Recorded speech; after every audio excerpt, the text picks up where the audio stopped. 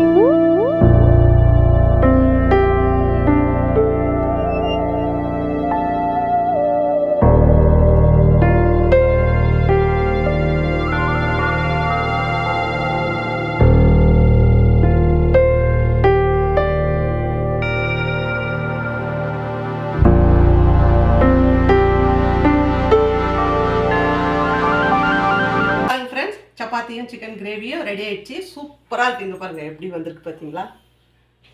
நல்லா வந்திருக்கு. யாருடைய உதவி இல்லாத ஸ்டாண்ட்லேயே போட்டு நான் இதுதான் ஃபஸ்ட்டு வீடியோ எடுத்துருக்குது. எங்கள் பாப்பா அவங்க ஹெல்ப் இல்லாத.